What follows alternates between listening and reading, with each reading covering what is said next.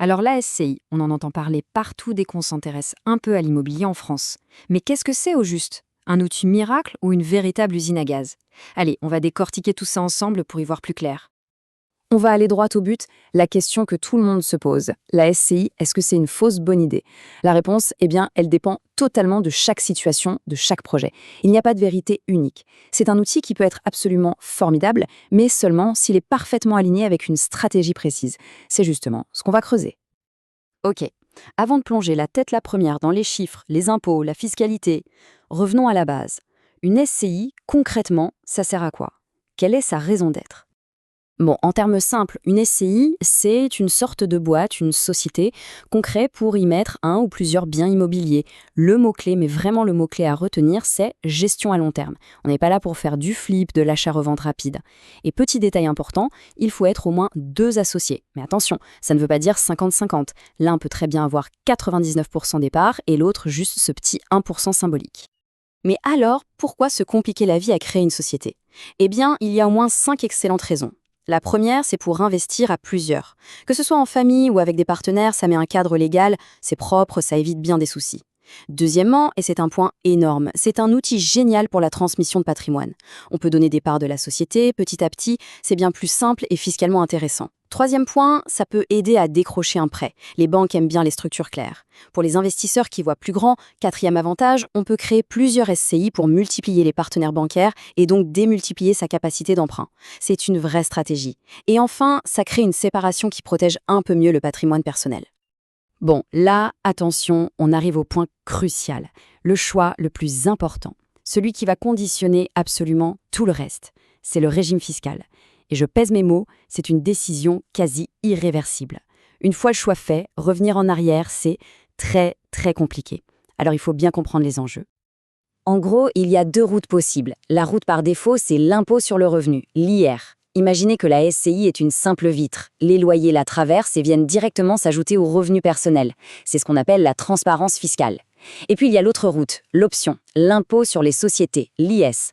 Là, la SCI n'est plus une vitre, c'est un mur en béton, un vrai barrage fiscal. La société paie ses propres impôts et ce qui se passe dedans est complètement séparé de vos finances personnelles. Allez, c'est l'heure du match. IR contre IS. Premier round, la vie de tous les jours. La fiscalité pendant que le bien est détenu. Comment sont taxés les loyers qui tombent tous les mois? Et là, c'est le jour et la nuit. Vraiment. En SCI à l'IR, la liste des charges qu'on peut déduire des loyers, elle est assez courte. La taxe foncière, les intérêts du prêt, quelques travaux, et c'est à peu près tout. Mais alors à l'IS, c'est open bar. On peut déduire quasiment tout, y compris les frais de notaire, la rémunération du gérant, les déplacements. Et surtout, il y a l'arme secrète de l'IS, l'amortissement. C'est une charge fictive, purement comptable, qui constate que le bâtiment perd de la valeur avec le temps. Ça ne coûte pas 1 euro, mais ça vient écraser le bénéfice imposable. C'est d'une puissance redoutable. Cette phrase, elle résume tout. C'est tellement vrai. Avec l'IAS, on peut déduire tellement de choses que pendant 10, 15, parfois 20 ans, la société ne paie rien. 0 impôt sur les bénéfices. Et ça, pour un investisseur, ça change tout. L'argent, au lieu de partir aux impôts, reste dans la boîte. Et on peut s'en servir pour quoi faire? Pour acheter un deuxième bien, puis un troisième. C'est un effet boule de neige, un véritable accélérateur de patrimoine. Ok, on a vu le premier round. L'IS semble gagner haut la main, non? Mais attention, le match n'est pas fini. Passons au deuxième round, le jour de la revente du bien. Et c'est là que tout peut s'inverser. Accrochez-vous, parce que c'est ici que le piège peut se refermer. Le calcul de la plus-value est radicalement différent. À l'IR, c'est simple, prix de vente moins prix d'achat. Et le gros avantage, c'est qu'avec le temps, on a un abattement. Au bout de 30 ans, on ne paye plus rien. C'est une quasi-exonération. Maintenant, l'IS, le calcul, c'est prix de vente moins la valeur nette comptable. Et c'est quoi ça?